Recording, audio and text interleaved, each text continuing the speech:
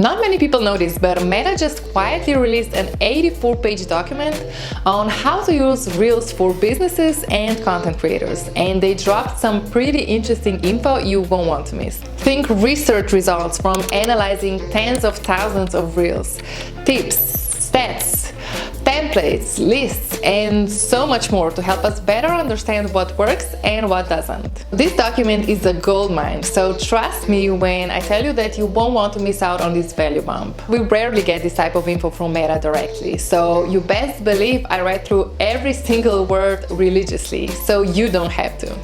And I'm gonna give you all of the tea in this video, starting with the first piece of info that might surprise some people, so let's jump right in. Alright, so the first thing that Meta talks about is what top performing Reels have in common. One of the most interesting ones being this next thing I'm going to talk about in a second, but first let me ask you a question. Which one of these do you prefer? Alright, so let me guess, you said this one. This one feels way overdone and too salesy, and everything that screams sales we tend to ignore.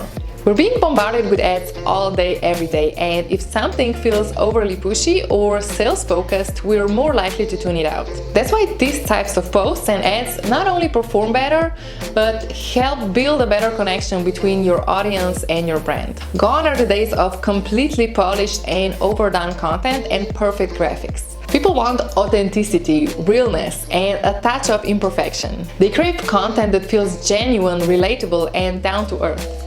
And get this, 84% of younger consumers agree that they like it when content from brands is not perfect. Alright, so moving on to the next point, let's play another round of this or that. Tell me which one of these do you think will perform better? If you said this one, you're right. Based on a sample of 1.2 million Reels, Reels with human presence perform 27% better than those without. So include yourself, your team, or other people in your Reels as often as possible. Alright, so the next way you can make your Reels perform better, according to Meta, is by making them relatable. So you know the types of Reels where you watch them and say, hey, that's totally me. When you see a relatable reel like that, it's like finding your twin on the internet. It creates that instant connection, right? So if you want your audience to really vibe with your content, telling everyday relatable stories is the way to go. These are also super shareable. So for example, I'm a mom of a toddler and I get shown funny reels about parenthood all the time. And so many of them are hilarious and totally spot on.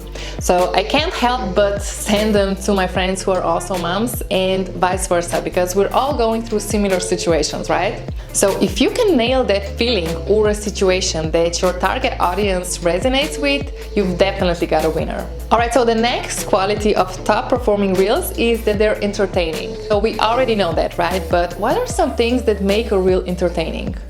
Well, according to Meta, it's mixing audio, visual effects, and creative storytelling to provoke an emotional response. But that's nothing new either, right? But an interesting piece of information they highlighted is that Reels that feature audio brand cues showed statistically significant higher average positive response than Reels without audio brand cues. If you don't know, audio cues are audio elements specific to your brand. So similar to your logo or brand colors, but it's a sound. So for example, this is an audio cue. You immediately know which brand uses this audio, right?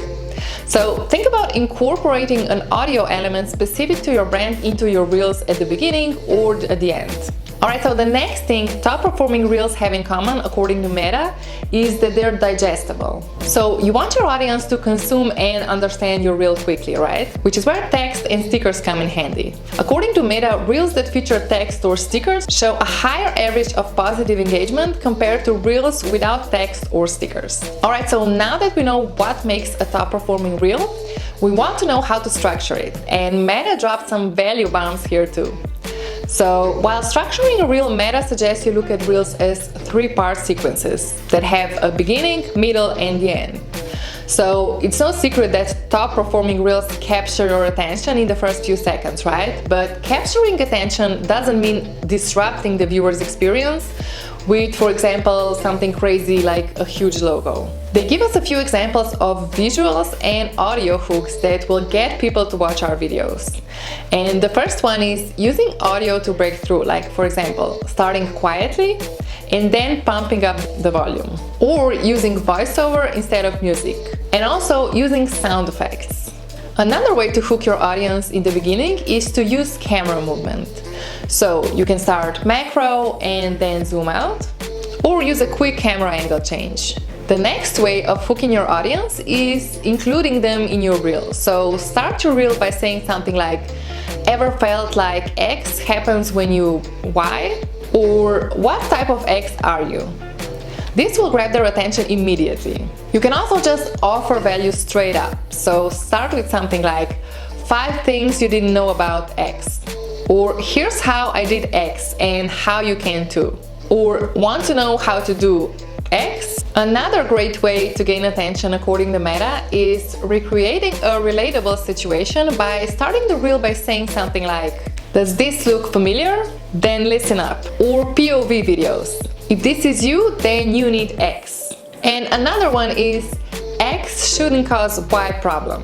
Try this." And then continue with your reel. Alright, so this is how you hook your audience in. But the next step is to maintain attention, right? So get them to watch until the end. And these are Meta's top ways of doing it. Showing how something works. So creating a tutorial and making something easy to understand.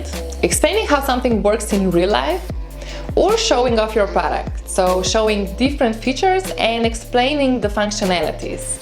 And it's really important to make the video as mesmerizing and funny as it can be, because humor always works well in marketing. Alright, so let's talk about the third part of your reel, which is the ending. According to Meta, the best way to end your reel is with a strong call to action, a payoff that rewards the attention of the viewer, asking your audience to leave their opinion in the comments below. Use a touch of humor or an animation to drive attention to your call to action. Alright, so these are the 3 parts of a reel, but how do you actually plan and film it? So Meta suggests you should use a storyboard to plan your reels, where you can plan out each frame. So this is what it looks like. As you can see, there are frames and transitions in between. So you can either draw sketches of the scenes here or describe them with words. This will make it easy for you to visualize your reel's flow and ensure every moment hits the mark. It will be much easier for you to film as well, since you'll already have a clear roadmap to follow, which means no guessing or last-minute changes. Alright, so let's move on to the next value bump Meta dropped, which are 8 reel types that perform super well. So let's quickly go through them. The first one is the photo dump. So a photo dump is basically a collection of images or videos synced to music. So to create a photo dump, just turn your video clips into a mini entertaining or informative story that shows details of your product or service. Alright, so the second one is the types of list, which is your product reimagined as types of people, things, or situations that your audience might relate to. To create this type of reel, come up with 5 recognizable characters or customers and think about how they would use your service. Alright, so the next one is the listicle. So with listicles, creators typically compile a list of items, tips, or facts on a specific topic and break down a video into bite-sized chunks. So to create this type of reel, just make a list of 3 tips, features, or benefits of your product. Alright, so the next one is the tutorial. So tutorials are all about sharing some knowledge or expertise or making something complex feel easy.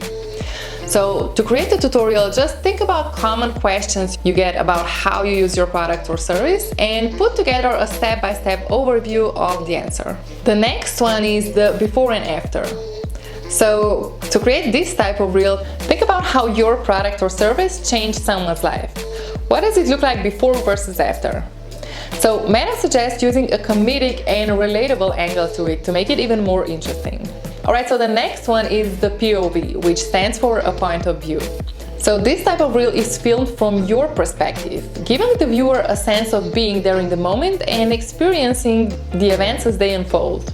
And the last one is the behind the scenes look. A great way to create this reel is to tell a story about how your products or services came together, or give your audience a behind-the-scenes look of your team or a shop or your offices. Alright, so these are a few types of reels that perform the best according to Meta. Another key point I found interesting is about how to incorporate your brand and products into a reel seamlessly. So, since reels are all about entertainment, posting reels that are too salesy will turn people off. So there are some ways you can incorporate your product and service into your reel seamlessly. The first way you can do that is to weave your product or service into a story. So your product can be in the foreground or in the background by using the green screen tool. You can also weave in your brand elements into your video through wardrobe. So for example, you can wear a t-shirt or a hat with your brand name on it. You can also use your products as props, or you can also use dialogue or overlay the brand onto your video by sharing your Instagram handle or your brand name. But just make sure you keep it subtle. So how do we put this all together?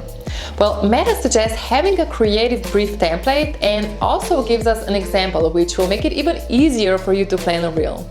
So as you can see, looking at the table, there are 3 parts of the video: capture attention, maintain attention, and reward attention. So for all 3 parts, there's a space for copy, video, and audio. So this is another template that will help you plan out your reels big time. Alright, so these are the main points of this 84-page document where they talk about organic growth. There's also a lot of info about Reels ads, which I skipped in this video because most of you are interested in organic growth. So if you're interested in doing ads as well, I definitely suggest you check it out. Now we got the Reels creation down, which is the first part, but in order to really grow on Instagram, you have to understand the algorithm changes that are happening at the moment. So make sure to watch this video next. I'll see you soon. Bye!